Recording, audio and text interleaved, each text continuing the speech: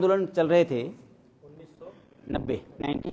5 जून 1990 को इसकी स्थापना हम मनाते हैं और तब से अब तक हम लोग विभिन्न मोर्चों पे लड़ते रहे। आज़ादी बचाओ आंदोलन की शुरुआत कैसे हुई ये 2 मिनट में मैं आपके सामने रखना चाहूँगा ताकि आप उसे समझ सकें। इस देश में एक घटना हुई थी, भोपाल गैस दुर्घटना। यूनियन कार्बाइड क्या करती थी? क्या नाम था उसका? मिथाइल आइसोसाइनाइड, और वो यूनियन कार्बाइड थी। क्या बनाती थी वो? आपने कभी एवरेडी बैटरी का नाम सुना है? एवरेडी टॉर्च का नाम सुना है? मूल कंपनी उसी की थी वो। फिर वो एक जहर बनाने लगी। जहर वो स्टोर किया था मिथाइल आइसोसाइनाइड का, और वो जब रिसर्च आया तो समझ में ये आया, जब वो गैस लीक हुई तो वो समझ में आया कि वो लीक नहीं थी, वो मानवीय भूल नहीं थी, वो एक टेस्ट था। ये समझ में आया। तो जब ये टेस्ट समझ में आया कि भाई ये टेस्ट है और हमारे उस टेस्ट में हजारों लोग मारे गए। आश्चर्यजनक बात है कि वो टेस्ट वहां भोपाल में अमेरिकियों का भी कॉलोनी है। जो उस फैक्ट्री में काम करने वाले जो अमेरिकी अधिकारी हैं, उसके भी अधिकारी वहां रह रहे हैं, कर्मचारी रह रहे हैं, लेकिन उसके कर्मचारी और अधिकारी एक भी नहीं मरे। कौन मरा? भारतीय। क्या दर्शाता है ये? कि कहीं ना कहीं ये प्लानिंग है। इसी तरह की जब बात शुरू हुई तो कई साथियों ने देश में जो बहुराष्ट्रीय कंपनियां हैं उस पर रिसर्च शुरू किया, और रिसर्च शुरू करने के बाद यह लगा कि इसको एक रिसर्च पेपर के रूप में या कॉपी बना करके किसी लाइब्रेरी में रखने से अच्छा है जन जागरण किया जाए, और तब आज़ादी बचाओ आंदोलन का जन्म होता है। आज़ादी बचाओ आंदोलन का जो शुरुआती दौर था वो बहुराष्ट्रीय निगमों के खिलाफ, बहुराष्ट्रीय कंपनियों के खिलाफ जन जागरण का था। वह दौर चलता रहा, आज भी उसी में हम लगे हैं, लेकिन अब उसमें थोड़ा परिवर्तन आ गया। हम एक कदम आगे बढ़ गए हैं, क्योंकि अब देश में कई साथी हैं जो इसको समझ रहे हैं कि बहुराष्ट्रीय निगमों से क्या हानि है। अब हम संसाधनों की तरफ बढ़ गए हैं। देश में जो संसाधन हैं उन संसाधनों पर कैसे लूट चल रही है, इस लूट को समझने के लिए अब हम रिसर्च कर रहे हैं और उसी को आगे बढ़ा रहे हैं। आपने संविधान पढ़ी है? संविधान की प्रस्तावना पढ़ी है? भारत के संविधान का प्रस्तावना पढ़े हैं आप? उसमें कहीं पूंजीवाद शब्द है कहीं? क्या है? समाजवाद की बात कही गई है। उसमें देश को समाजवाद रास्ते पे, समाजवादी रास्ते पे ले जाने की बात कही गई है। लेकिन देश जिस दिन से आजाद हुआ यह देश पूंजीवाद के रास्ते पे चल पड़ा। यानी हमारे देश का जो संविधान है वह एक तरफ रह गया, वो कागजों में रह गया, और देश के जो शासक हैं ये देश के शासक नहीं रह गए। जितने भी राजनीतिक तत्व के लोग आए, जो शासन किया, वो शासक नहीं रहे, शोषक बन गए। मैं अपनी बात को प्रूफ करना चाहता हूं इसमें।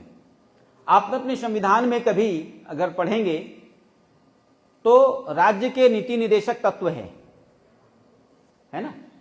उसमें धारा 38, 39 वो पढ़िए आप, जिसमें ये कहा गया है। 39 क्या कहता है? 39 कहता है कि देश के भौतिक संसाधनों का स्वामित्व और नियंत्रण इस प्रकार बटा हो कि वह देश के समुदाय का सर्वोत्तम हित से साधन करता हो। जब इसी धारा को आप 243Z और 243 के विभिन्न भागों से मिलाएंगे तो आपको पता चलेगा कि इस देश के भौतिक संसाधनों का असली मालिक समुदाय है, जनता है, सरकारें नहीं है, देश के लोग हैं। जहां पर है वो संसाधन वहां के लोग हैं। लेकिन क्या हो रहा है? केंद्र में जो बैठी सरकार है या राज्य में जो बैठी सरकार है वो अपने मनमाने ढंग से हमारे संसाधनों को अपने पूंजीपति मित्रों के साथ सौदा कर रहा है। जो भी आया, मैं ये नहीं कह रहा हूं कि इसमें मोदी दोषी है या उसके पहले वाले दोषी हैं, सबने यही काम किया। आज तक किसी ने भी देश के भौतिक संसाधनों का स्वामित्व और नियंत्रण समुदाय को नहीं दिया। जब जब समुदाय ने चाहा इसको, उसको कुचला गया है। कई उदाहरण हैं इसके, तो आप इसको देख लीजिए। एक तो मैं ये दे रहा हूं। दूसरा, इस देश के जितने भी प्राइवेट विद्यालय हैं, प्राइवेट यूनिवर्सिटी हैं, जो शिक्षा संस्थान हैं, वह असंवैधानिक हैं, गैर राजनीतिक हैं या गैर संवैधानिक, संविधान के विपरीत हैं। कैसे? आपने संविधान की धारा 45 को देखा है? आप उठा के देखिए, भारत के संविधान की धारा 45 क्या कहता है? देश के किस्म का जो संविधान है हमारा, वो कहता है कि देश के जितने भी छात्र हैं, जितने भी पढ़ने वाले विद्यार्थी हैं, उनके लिए मुफ्त शिक्षा की व्यवस्था सरकार या राज्य सरकार या केंद्र सरकार को करनी होगी। हमारी शिक्षा कैसी होनी चाहिए? मुफ्त होनी चाहिए, धारा 45 के तहत। एक तरफ धारा 45 के तहत मुफ्त शिक्षा के लिए आपने सरकार की तरफ से विद्यालय खोला, और दूसरी तरफ क्या किया? प्राइवेट विद्यालय के लिए भी एक धारा लगा दिया, सीबीएसई बोर्ड भी साथ में खोल दिया। और सीबीएसई क्या है? भारी लूट का अड्डा। उसमें फीस मनमाना, सिलेबस मनमाना। क्यों किया ऐसा? ऐसा इसलिए किया ताकि इस देश में हमेशा एक शासक वर्ग पैदा होता रहे। जो भी बड़े एग्जाम्स होंगे, उसमें जो चीजें आएंगी, उनका सिलेबस किससे मिलता जुलता रहेगा? आप किसी भी कॉम्पिटिटिव एग्जाम में जाइए, तो जो तैयारी कराने वाले लोग हैं वो कहेंगे आपसे कि ये एग्जाम तैयार करते हो, जीएस की तैयारी करना चाहते हो, तो सीबीएसई का जो क्लास 4-5 से जो किताबें हैं उसको पढ़ लो। मतलब क्या हुआ? मतलब ये हुआ कि आप जो पढ़ाई करके आए हो सरकारी विद्यालयों में, वो किसी काम का नहीं है, वो सीबीएसई वाला ही होगा, यानी वो एक शोषक तैयार कर रहा है वहां से। तो देश को ऐसे ही बांटा और एक शोषक वर्ग तैयार कर दिया। अब मैं आ रहा हूं आगे कि देश में जब इस तरह की बात हुई कि क्या संविधान कह रहा है कि देश के संसाधनों के मालिक कौन है?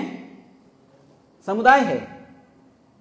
तो इस पर एक मुकदमा हुआ था, आप साथी जानते होंगे। एक मुकदमा हुआ था Thresiamma Jacob versus ministry of geology का। उसमें आश्चर्यजनक फैसला है। फैसले की कॉपी मैं लेके आया हूं। इस फैसले में थ्रेशम्मा जैकब का जो फैसला है, उसमें जो कंक्लूजन है वो 57 में है ना? क्या कहता है? For the above mentioned reason we are of the opinion that, गौर करिएगा, opinion that there is nothing in the law which declares that all mineral wealth subsoil rights vest in the state. इससे भी कोई स्पष्ट बात हो सकती है? इसने क्या कहा कि देश के अंदर जो भी खनिज है, जो भी मिनरल है, उसका मालिक स्टेट नहीं है, उसका मालिक सरकार नहीं है। तो कौन है? आगे उस कहता है, On the other hand, the ownership of subsoil mineral wealth should normally follow the ownership of the land. क्या कह दिया? जिसकी जमीन है, खनिज उसी का है। ये मैं नहीं कह रहा हूं, ये सुप्रीम कोर्ट का फैसला है। केस नंबर है 4549/2000, थ्रेशम्मा जैकब वर्सेस माइनिंग डिपार्टमेंट का 49/2000। 3 जजों का बेंच था, आर.एम. लोढ़ा, चेलेमेश्वर और मदन बी लोकुर। ठीक है ना, आप चाहें तो इसकी फोटोकॉपी करा के रख सकते हैं। तो ये स्पष्ट रूप से देश में ये कहा गया कि खनिज सरकारों के नहीं हैं, बावजूद इसके कोयला, लोहा, मैग्नीज, बॉक्साइट, सोना सरकारें बेच रही हैं। किनको? अपने अपनी जो दुलरुआ लोग हैं उनको बेच नहीं रही है, थाली में रख के दे रही हैं, परोस रही हैं लूटने के लिए। मैं आ रहा हूं उस पर, कैसे लूटती हैं, और जिसको विकास कहती हैं वो विकास है या विनाश है, आपकी लूट है। इस लूट को आप समझिए। यहां हमारे यहां झारखंड से कितने साथी हैं? सभी लोग झारखंड से हैं, ठीक है। तो झारखंड में बैठ के बात कर रहा हूं तो झारखंड की बात करूंगा अभी थोड़ा, है ना। और भी जगह की बात कर सकता हूं, तो मैं पहले झारखंड की बात कह रहा हूं। झारखंड में कोयले का भंडार कितना है मालूम है आपको? नहीं मालूम? कितना परसेंट? नहीं बोलिए, मिलियन टन और ये में बोलिए। परसेंट करने तो एक तो भेग हो जाता है ना। नहीं मालूम? पूरे झारखंड में जो कोयले का भंडार है वो है 81,000 मिलियन टन। कितना? 81,000 मिलियन टन, 81,000 मिलियन टन, यानी 8,100 करोड़ टन, है ना। 10 लाख का 1 मिलियन होता है। हाँ, तो आप बिलियन में कर लीजिए ना, 81 बिलियन कर लीजिए, है ना। 81 बिलियन टन कहिए, 0.81 ट्रिलियन कह लीजिए, है ना, जो भी कहना हो कब कहिए। तो ये कह रहा हूं कि 81,000 मिलियन टन में जो कोयले का भंडार है इस झारखंड में, वो झारखंड भर भर के गाड़ियों में आप देख लीजिए, नहीं ट्रेनों में, जो मुंबई की ओर जाती है, जो दिल्ली की ओर जाती है, पंजाब की ओर जाती है, कौन लोग जाते हैं? 81,000 मिलियन टन कोयला वाले, वो मालिक, जिनके जमीन के नीचे 81,000 मिलियन टन का भंडार है। अब आप देख लीजिए, ये जो भंडार है ये किसको दिया गया? ये विभिन्न कंपनियों को दिया गया। मेरे पास एक आंकड़ा और है, मैं वो शेयर कर सकता हूं अभी, लेकिन उसमें ज्यादा समय लगेगा। हमारे 1 एकड़ के नीचे जो औसतन इस देश में कोयले का भंडार है हमारे झारखंड में, वो है 40 करोड़ रुपए का। 1 एकड़ के नीचे, 1 एकड़ जो है जमीन, उसके नीचे जो भंडार है वो कितने का है? 40 करोड़ का। और जब कोई कंपनी उस किसान से लेती है जमीन, तो भले अभी देवेंद्र भाई कह रहे थे ना, वो तो कागज ही देती है। कितना का कागज देती है? 20 लाख रुपए का। तो वो तो कागज वाली है, अगर रियल वैल्यू देखें तो शायद 2-4 रुपया मिलता है ना। 20 लाख रुपए में 1 एकड़ लेती है, और जमीन के नीचे कितना का खजाना लेती है? 40 करोड़ का। चालाक कौन है ना। और कुछ लोग हमारे जो बीच के ही कुछ लोग होते हैं जो उसको कहते हैं कि विकास के नाम पर ये देना पड़ेगा, विकास होगा। किसका विकास? कंपनी का विकास। क्या सरकार का विकास होता है? नहीं होता है। क्यों नहीं होता वो मैं बता रहा हूं। 1 टन कोयले का कीमत कितना है? कोई साथी बता सकते हैं? हाँ, 1 टन कोयले का कीमत इनको 1 रुपए में मिलता है, ये बता। 1 टन कोयले का जो औसतन कीमत है वो है 3,000 रुपया। किसी का 1,700 है, किसी का 4,800 है। आप औसत निकालोगे तो 3,000 आता है। उस 1 टन का रॉयल्टी कितनी है मालूम है? नहीं मालूम। रॉयल्टी होती है 75 rupees plus 5% of pit value, ये उसका लिखा हुआ है। तो अब पिट वैल्यू क्या करता है? पिट वैल्यू का मतलब उसको खुदाई में कितना लगा है, जितना खुदाई में लगा है उसका 5%। तो सीएजी का रिपोर्ट है कि हमारे यहां जब ओपन खाद होता है तो उसकी खुदाई में लगती है 800 रुपए। तो 800 रुपए का 5% कितना हुआ? 40 रुपया, और 75 जोड़ लो, कितना होगा? 115 रुपया। कीमत कितनी है? 3000 में 115 रुपया। उसी को सरकार कहती है कि विकास होगा।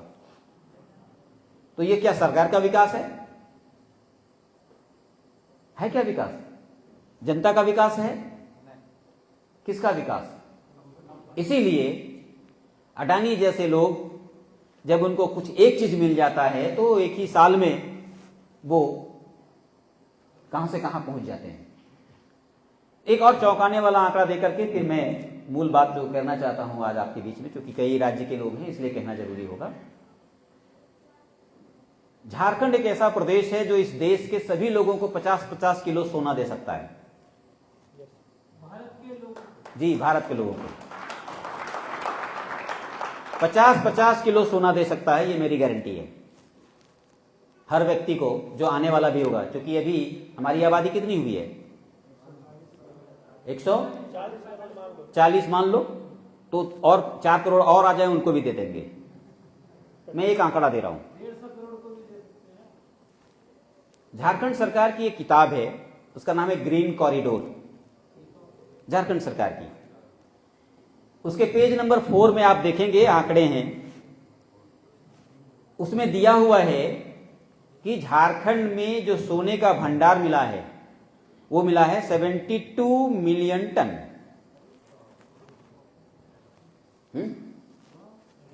उसका खुदाई अभी हुआ नहीं हुआ है, आपको करना है। यही कहने भी आया हूं मैं। तो आप 72 मिलियन टन को टन में, पहले किलो में बदल लो और भारत की जनसंख्या से भाग दे दो, देख लो कितना आता है ना। और भारत के संविधान की धारा 39B और इस फैसले की कॉपी को मिला लो ना, तीनों को एक साथ कर लें, तब क्या होगा? मालिक कौन? मालिक हम भारत के लोग। हमारा संविधान कहां से शुरू होता है? हम भारत के लोग, अडानी नहीं, अंबानी नहीं, है ना? नहीं, बट मालिक तो हम सब है ना। वोट हमारी वोट के बराबर तो है। ये चल रहा है ना कि जिसका जमीन उसका खनिज है ना।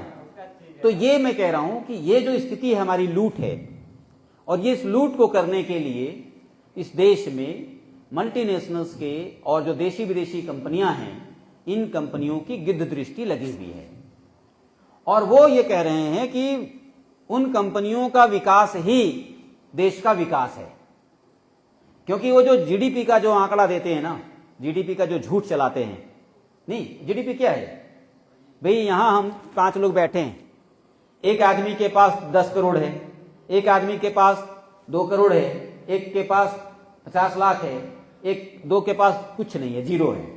हम क्या करते हैं? सबको जोड़ देते हैं और फिर क्या करते हैं?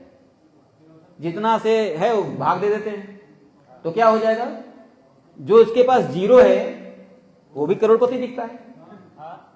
नहीं भाई, वो तो करोड़पति है ना। तो ऐसा ही एक आंकड़ा इस देश में चलता है। जबकि आपके बगल में एक देश है भूटान, वहां जो विकास है वह विकास का आंकड़ा जीडीपी से नहीं चलता। क्या से चलता है? हैप्पीनेस इंडेक्स चलता है वहां, सुख सूचकांक। आप कितना सुखी हैं, कितने खुश हैं। तो किसी परियोजना से आप खुश होंगे या नहीं होंगे, तो वो परियोजना लगेगी। हमारे यहां क्या होता है? हमारे यहां पुलिस का डंडा से चलता है परियोजना, है ना। आप खुश हैं ना खुश है उससे कोई मतलब नहीं है। पुलिस का डंडा आया, परियोजना शुरू। तो ये कब तक चलेगा? ये असंवैधानिक काम, गैर कानूनी काम कब तक चलेगा? इस देश के लोगों को सोचना पड़ेगा और जागना पड़ेगा। हमें हमारी लूट को समझना पड़ेगा। एक और लूट करके मैं अपनी बात उधर ले जाऊंगा। झारखंड में जो लौह-अयस्क है, आयरन ओर, उसमें 2 हेमाटाइट और मैग्नेटाइट मिलता है। झारखंड में जो लौह-अयस्क है उसकी मात्रा कितनी है? उसकी मात्रा है 3740 मिलियन टन। हम पश्चिम बंगाल से हाँ, 3,740 मिलियन टन हमारे झारखंड में आयरन ओर का भंडार है। और आयरन ओर को निकालने के लिए ये जो बार बार एक लोगों को हतोत्साहित करने के लिए कुछ कहा जाता है। क्या कहा जाता है कि माइनिंग का मतलब हाई टेक्नोलॉजी, उच्च तकनीकी होगा तब निकाल पाएंगे। हमारे भाई कह रहे हैं कि हम उसी इलाके से हैं। भाई, लौह अयस्क, बॉक्साइट और मैंगनीज ये होते हैं ढेर में, पहाड़ों पे ढेर में, ठीक है ना। तो ये क्या होता है उसमें, आप पेलोडर से उठाओ, बेलचे से उठाओ, पुड़ी से उठाओ, जिससे मर्जी है उठाओ और ट्रक में लोड करो। इसमें कौन सी टेक्नोलॉजी होती है बताइए। लेकिन टेक्नोलॉजी के नाम पे उनको दिया जाएगा। तो ये जो लूट है हमारी, अगर वहां के लोगों को, लड़कों को दे दिया जाए कि भाई तुम ये इतना आयरन ओर इस जगह पहुंचाओ, यहां आयरन बनेगा, इस्पात बनेगा, तो उस आदमी को भी विकास मिलेगा, रोजगार मिलेगा और करोड़पति बन सकता है। मैं जिस बात को कह रहा हूं, अगर उसको आप मान लें तो इस देश में जितनी आबादी है वो करोड़पति होगी। नहीं, अगर 50-50 किलो सोना हो गया तो ऐसी करोड़पति हो गया, ठीक है ना।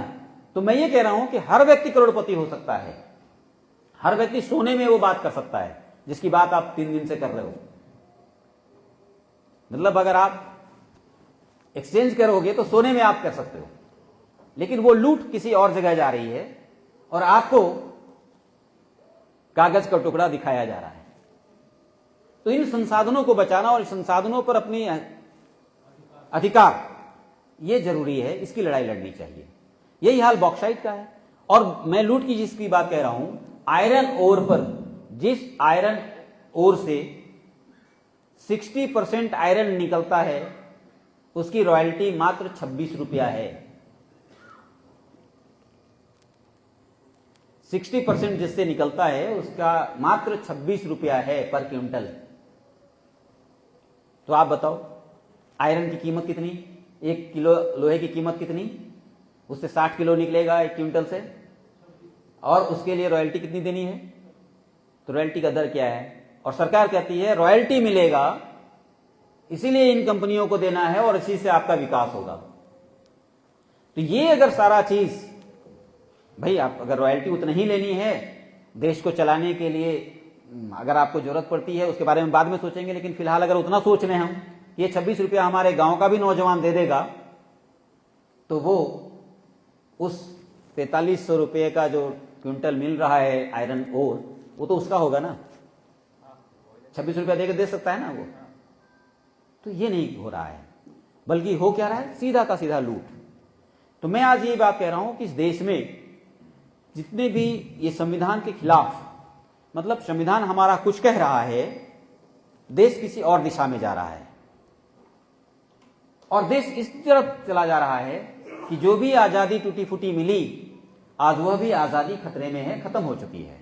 खतरे में तो छोड़ दीजिए, खत्म हो चुकी है, अब आप कुछ नहीं कर सकते हैं, ये स्थिति आ गई है।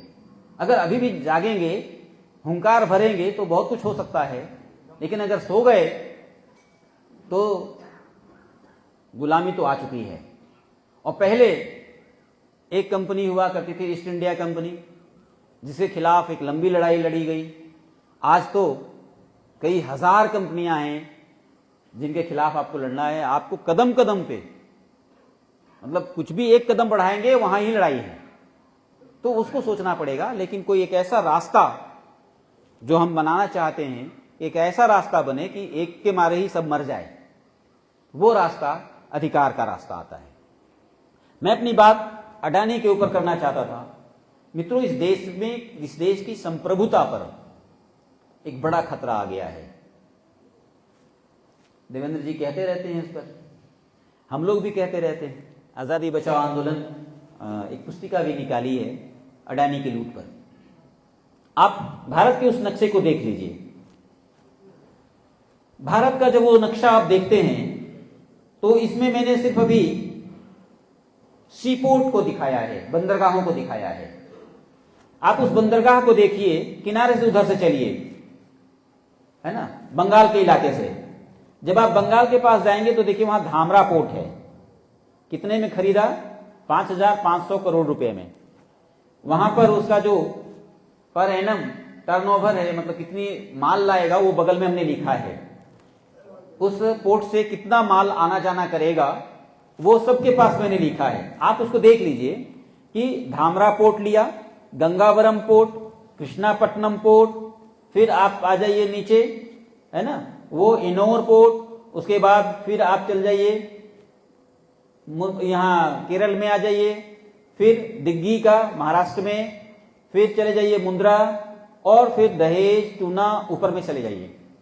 इस तरह के जो पोर्ट हैं, अडानी ने क्या किया, इस देश का जो भी बाहर से व्यापार होता है उस व्यापार में 85% व्यापार, 85% व्यापार समुद्री मार्ग से होता है, इन्हीं पोर्ट से होता है। क्या किया अडानी ने? इस अडानी ने यह किया कि जो 85% जो व्यापार है, जो समुद्री पोर्ट का व्यापार है, उस व्यापार पर कब्जा करो। और एक बात मैं यही कह देना चाहता हूं, एक फैक्ट है, अडानी का परियोजना जब भी कहीं लगता है उसके पहले वहां ब्राउन शुगर पहुंचता है। शायद आप लोग इसको नहीं जानते हैं। अडानी का प्रयोग, कोई भी प्रोजेक्ट अडानी कहीं जाने वाला होगा, उसके पहले उस इलाके में ब्राउन शुगर बिकना शुरू हो जाता है। क्यों बिकता है ऐसा? ऐसा इसलिए कि जो नौजवान है, जो उसके खिलाफ लड़ सकता है, उसको वो ब्राउन शुगर पिला करके सुला देना चाहता है, ताकि उसके खिलाफ संघर्ष नहीं हो, उसके खिलाफ लड़ाई नहीं हो। और आपको मालूम है कि जब 10 ग्राम का पुड़िया पकड़ाया तो मीडिया में कितना हाई तौबा मचा, और 3,000 किलो का हेरोइन पकड़ाया, है ना, 3,000 किलो, केजी में कह रहा हूं, उसकी मात्रा थी, 3,000 केजी हेरोइन पकड़ाया, उसमें कोई एक चू नहीं बोला गया। और वो कहां गया आखिर? वो तो देश के नौजवानों के बीच बट गया ना। तो कितने नौजवानों का जीवन बर्बाद किया। तो मैं ये कह रहा हूं कि अडानी सिर्फ देश के खतरा नहीं है, इस मानवता के लिए भी खतरा है, इस जीवन के लिए खतरा हो गया है वो। तो पहले मैं ये कहा कि ये अडानी को आप देख लीजिए कि भारत के जो भी समुद्री तट हैं, और वो पश्चिम बंगाल से लेकर के गुजरात तक, कुछ लोग इस भुलावे में रहते हैं कि यहाँ की सरकार इस पार्टी की है, वहां की सरकार उस पार्टी की है, तो बहुत अच्छा है। इस भुलावे में मत रहिए। पश्चिम बंगाल में कौन है? ममता बनर्जी। थोड़ा नीचे आ जाइए, केरल में कौन है? कम्युनिस्ट, घोर विरोधी है भाजपा की और उसकी। लेकिन वहां बिजिंगम जो है सी पोर्ट मिला है, वो भी तो अडानी को मिल गया है। कैसे मिल गया? और वहां संघर्ष में उसने गोली चलवाई है कम्युनिस्ट की सरकार। तो ये मत सोचिए कि ये सरकार अच्छी होगी या ये पार्टी अच्छी होगी या वो पार्टी अच्छी है, नहीं। ये जो लूट है, कॉर्पोरेटी लूट, ये लूट में ऐसा है, कहते हैं कि 5 उंगलियां बराबर नहीं होती, लेकिन जब वो खाना खाती है मुंह में तो कहां जाता है? ये एक साथ है ना। बराबर होती कि नहीं बराबर होती? तो लूट में सब बराबर है, इसलिए आपको समझना पड़ेगा। तो ये तो हुआ पोर्ट की बात। इसके अलावा 6 हवाई अड्डे अडानी को दिए गए। कौन कौन सा हवाई अड्डा है? नीचे से ही शुरू करिए, त्रिवेंद्रम, उसके ऊपर पहुंच जाइए मंगलौर, उसके ऊपर चले जाइए मुंबई, ऊपर जाइए अहमदाबाद, थोड़ा आगे जाइए जयपुर, है ना, फिर उधर चले जाइए लखनऊ, असम का, और अभी अगरतला का। ये एयरपोर्ट जो हवाई अड्डे हैं वो भी उसी के कब्जे में चले गए।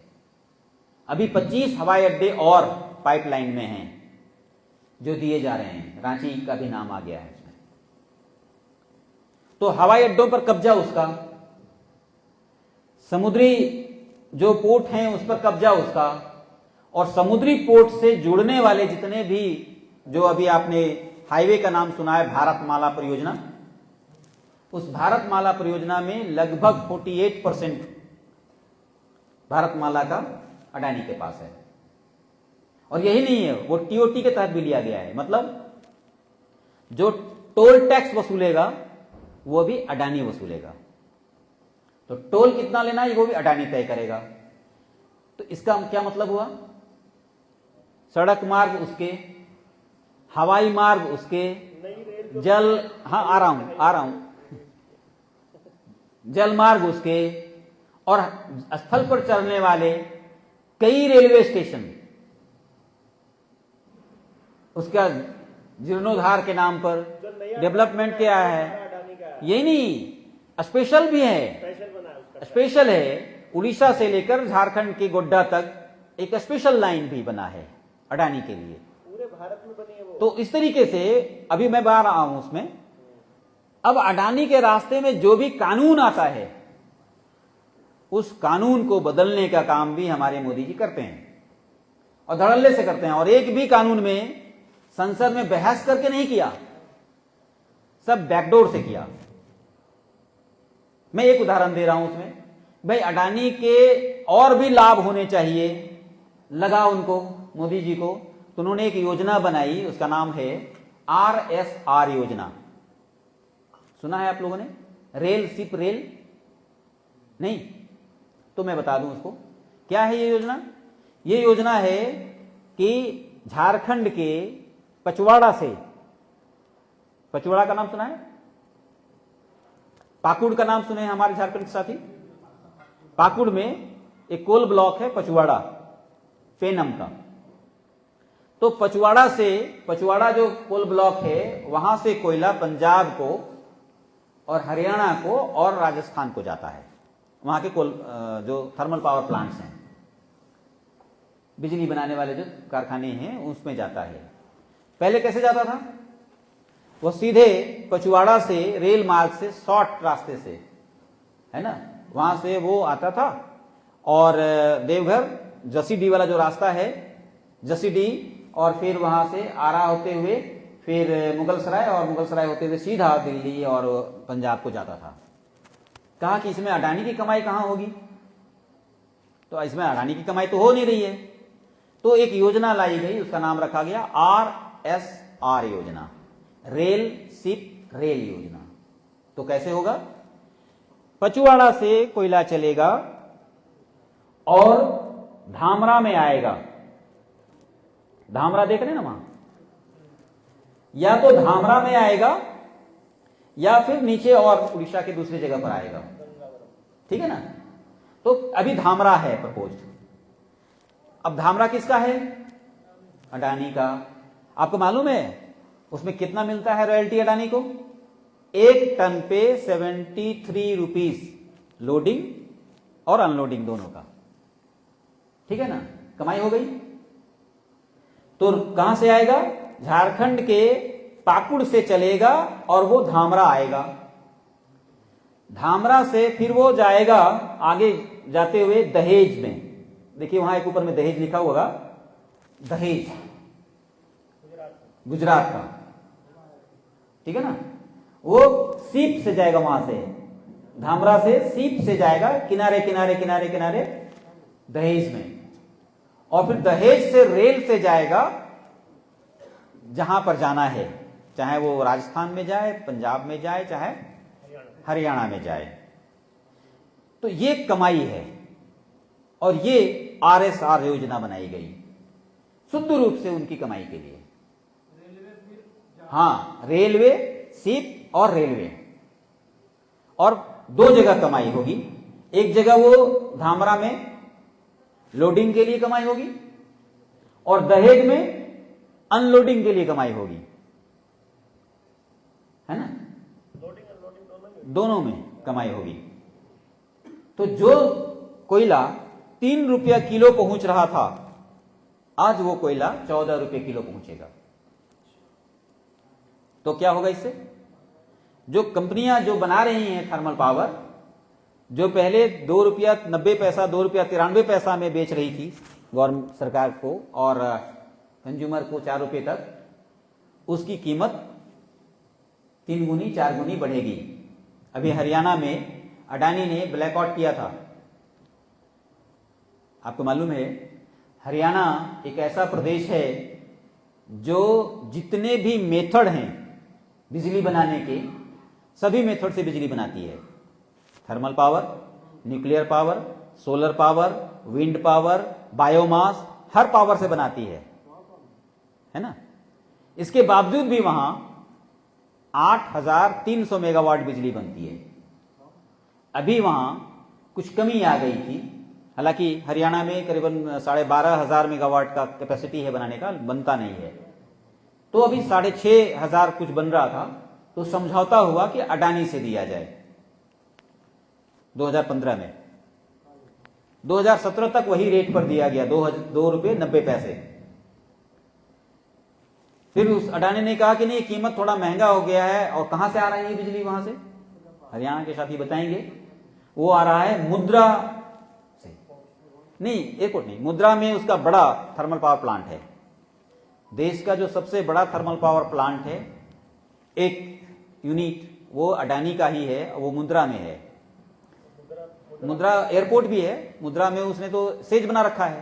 3,000 किलो ड्रग्स वहीं मिली थी। हाँ, वहीं मिली थी। तो वहां से वो मुंद्रा कहां है और हरियाणा कहां है? मुंद्रा से हरियाणा 1,500 मेगावाट बिजली हरियाणा को सप्लाई हो रहा है। तो उसने कहा कि कीमत बढ़ाना होगा, तो अभी उसने कीमत बढ़ाई है और फिर से उसमें कहा कि भाई और भी बढ़ाना पड़ेगा। तो जो 2 रुपया 90 पैसा था, अभी अडानी ने कहा है कि वो 7 रुपये देना पड़ेगा। तो ऐसी लूट अडानी की है। तो एक तो मैं ये कह रहा हूं कि जितने भी देश में यातायात के साधन हैं, चाहे वो हवाई मार्ग हो, जल मार्ग हो, सड़क मार्ग हो, रेल मार्ग हो, उस पर कब्जा हो चुका है, चारों मार्गों पर। और अभी उसने दिसंबर 22 या 23 को एक बात कही है कि हम जो पंचभूत है, पंचभूतों का विकास करना चाहते हैं। क्षितिजल पावक गगन समीरा, है ना। तो जो पंचभूत हैं हमारे, पांचों जो तत्व हैं, उनका विकास करना चाहते हैं और विकास करने के लिए 3 लाख करोड़ रुपया लगाएंगे।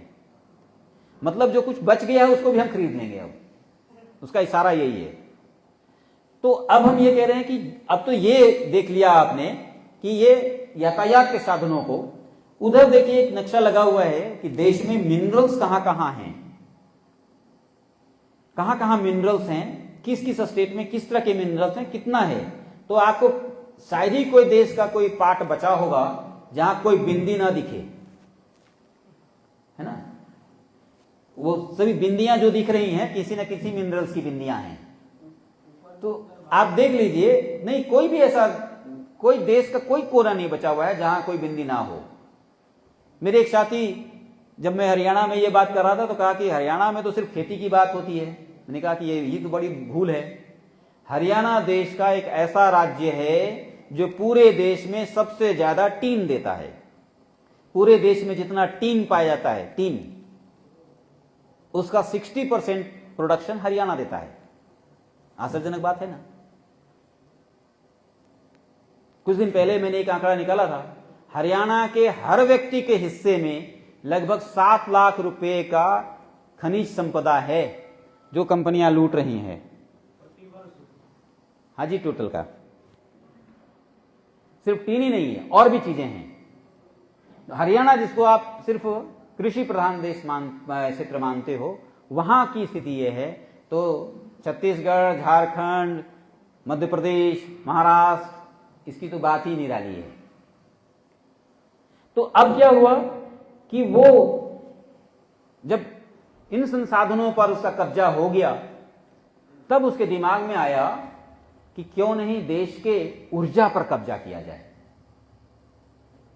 पावर है, ऊर्जा, बिजली, उस पर कब्जा करो। तब क्या किया उसने? हर स्टेट में लगभग उसने थर्मल पावर प्लांट्स की स्थापना शुरू की।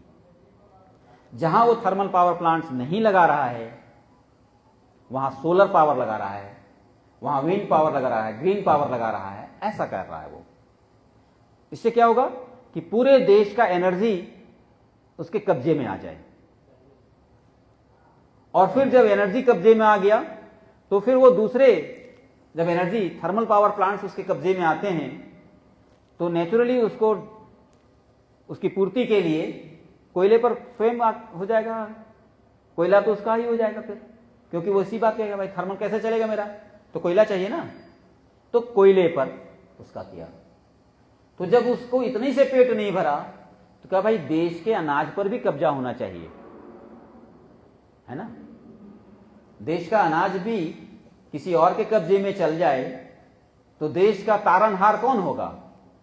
इस देश का तारनहार होगा अडानी। कैसे होगा तारनहार?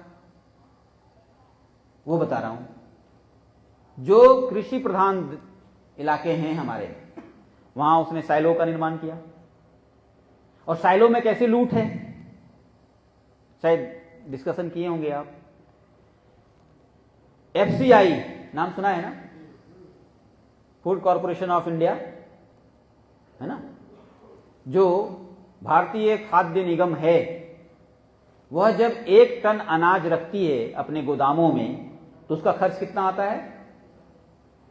45 रुपीज, 45 रुपया 1 साल का खर्च आता है जी, 1 टन का।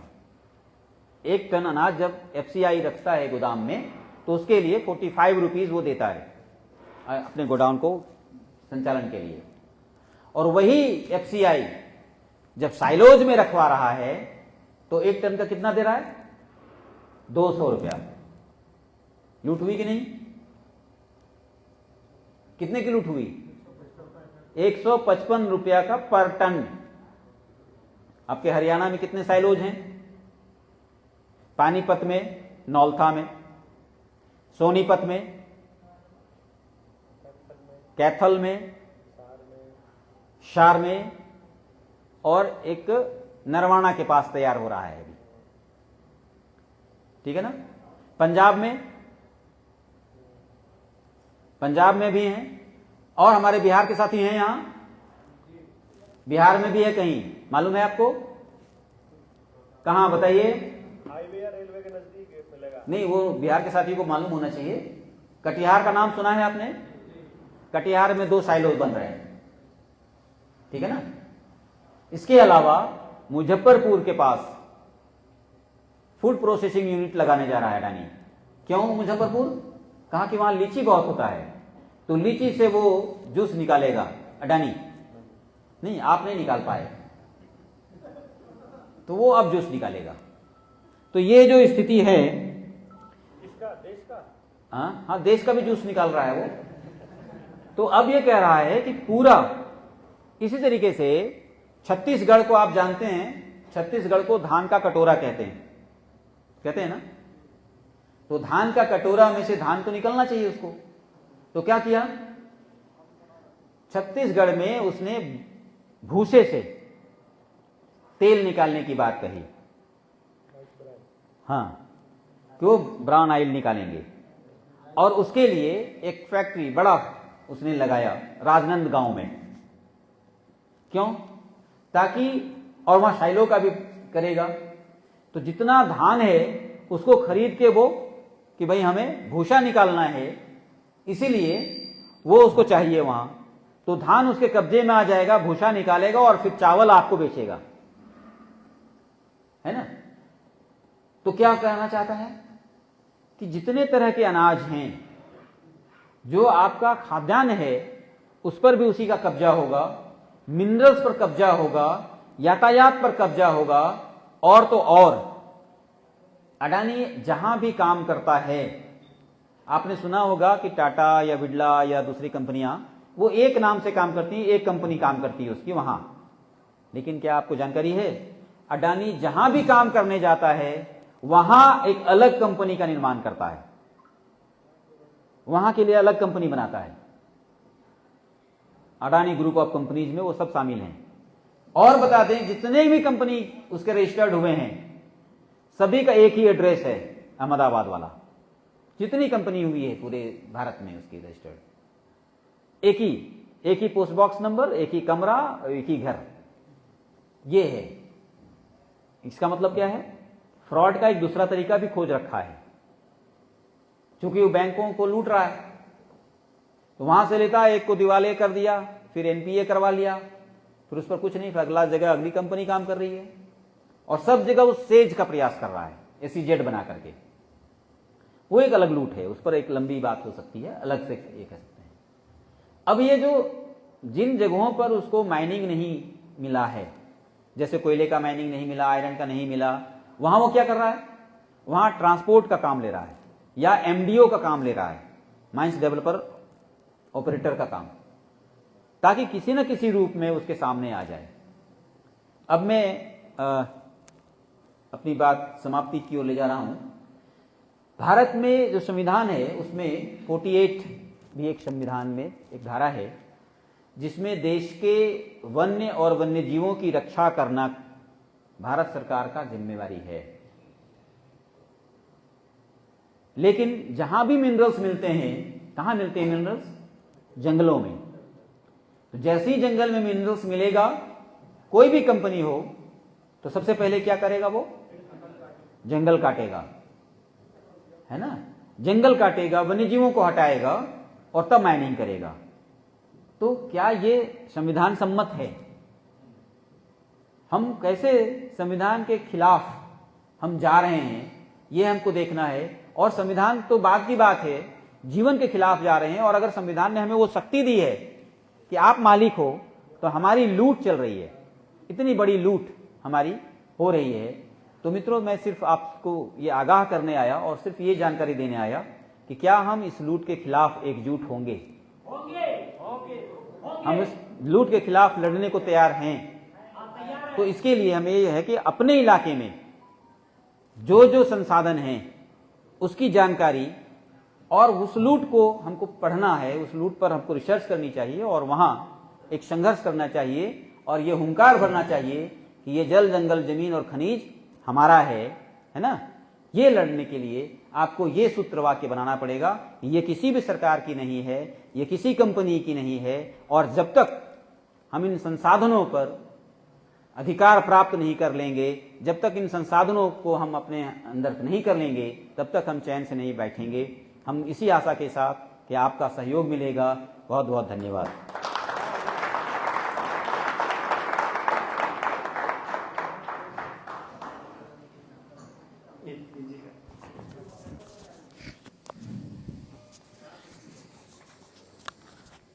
भारत की हुंकार है,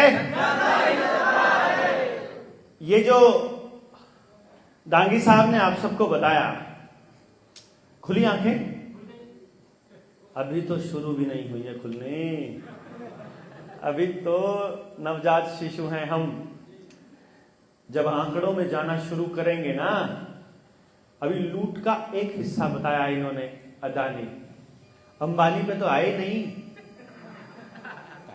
टाटा पे नहीं आए, बिरला पे नहीं आए, नंदन नीलकेणी पे नहीं आए, विप्रो पे नहीं आए, आधार कार्ड पे नहीं आए, ठीक है ना, नारायण मूर्ति पर नहीं आए, पीएचएफआई नहीं बताया अभी तो,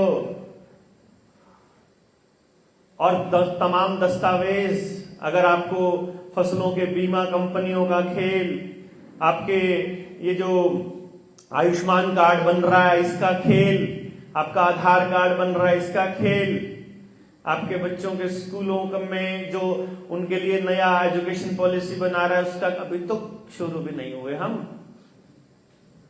समझे ना भैया। और अभी भी समय की कमी की वजह से दांगी साहब ने इन आंकड़ों को थोड़ा आराम से रखा है, ताकि आपको इतना पता चले कि अगर आपको आरटीआई का इस्तेमाल करना आना चाहिए, आपको अपने आसपास जो चल रहा है उसकी खोज खबर होनी चाहिए। आपको पता होना चाहिए कि जिस टाइम पर आपको वैक्सीन लग रही थी, उसी टाइम पर आपके जिले के अंदर कैंसर के अस्पतालों की बिल्डिंगों की हाइट बढ़ क्यों रही थी, हार्ट के अस्पताल नए क्यों बन रहे थे, और वो बन रहे थे तो किसके बन रहे थे, तो पता चलेगा हर जिले में रिलायंस ने अपने अस्पताल बनाए हैं, कैंसर हॉस्पिटल्स, ठीक है। तो अभी बहुत सी चीजें हैं जिन पर हमें अभी लंबा चलना है, लंबी बातें करनी है। और मुझे ऐसा लगता है कि जो दांगी साहब कर रहे हैं मेरे ख्याल से वही आप कर रहे हैं, वही हम कर रहे हैं। जल जंगल जमीन और जानवर, इसी का फैसला कौन लेगा? हम लेंगे। जमीन का फैसला हम लेंगे तो खनिज का फैसला भी हम लेंगे। खनिज का फैसला लेंगे तो 50 किलो सोना आप हमको भी दे देना झारखंड वालों। हमारे हिस्से का भी है भाई। देखो, आपकी जमीन हम आपको दिलवा देंगे, आप हमारा हिस्सा तो देखो, मतलब देश के लोगों का मिल जाएगा ना। इसी तरह से आपके यहाँ बांध भी बन रहा है। 150-200 गांव मेरे ख्याल से आसपास के बड़े प्रताड़ित हैं, उनसे हैं, उनकी लड़ाई भी लड़नी पड़ेगी। 1600 हाँ गांव को आप एक बार निकलो तो सही घर से, लोगों को समझाओगे, जब आप बताओगे। इसमें ऐसा नहीं है कि हम किसी व्यक्तिगत लाभ के लिए चल रहे हैं, लेकिन हमें यह पता है कि जब आप समाज के लिए निकलोगे तो आपका लाभ तो होगा ही होगा भैया। मैंने आपको कल बताया, पड़ोसी का नुकसान से आपका नुकसान कन्फर्म और पड़ोसी के फायदे से आपका फायदा कन्फर्म है, मतलब डन है। ये ऐसी लड़ाई है जिसमें आपको लगता ऐसा है कि आप समाज के लिए लड़ रहे हो, लेकिन असल में फायदा आपका ही हो रहा होता है। ठीक है ना? तो जब आपको बात समझ में आ जाए और लगे कि ये लड़ाई हम सबको साथ लड़नी है, तो फिर कमर कस लीजिए, सर पे कफन बांध के निकलना होगा। इस बीच में आप मतलब जगाने वाले लोगों को ये लोग छोड़ते नहीं है। दिक्कत ये है कि जगाने वाले लोग कम निकलते हैं घर से, और जनता सरकार मोर्चा की खासियत ये है कि इसने जगाने वाले लोगों की फौज तैयार करनी है। और ये फौज जब इतनी निकलेगी ना, उनको समझ में नहीं आएगा किस किस को मैनेज करें, किस किस को समझाएं, किस किस को दबाएं, किस किस को मारें। इतने लोगों को संभालना मुश्किल है इनके लिए। जितनी भी लूट होगी सबका हिसाब करेंगे, सबसे पूछेंगे कि तुमने ऐसा क्यों किया। और जो जो पार्लियामेंट के मेंबर इन स्कैंडल्स में शामिल होंगे सबको जेल जाना पड़ेगा। और उनके बच्चों को भी बता दें कि भैया तुम्हारा बाप अगर गलत कर रहा है उसको रोक लो, तुम्हारा बाप अगर सजा भुगतने से पहले मर गया तो तुम जाओगे अंदर, फिर तुमको नहीं छोड़ेंगे, उनके बच्चों को नहीं छोड़ेंगे, क्योंकि बाप के किए हुए उसकी औलाद को भुगतना ही पड़ेगा ना। हम कुछ बढ़िया करेंगे तो हमारी औलादों को उसका लाभ हो जाएगा, हम कुछ गलत करेंगे तो उनको भुगतना पड़ेगा। तो आप सब लोग 3 दिन से इस यात्रा में शामिल हैं।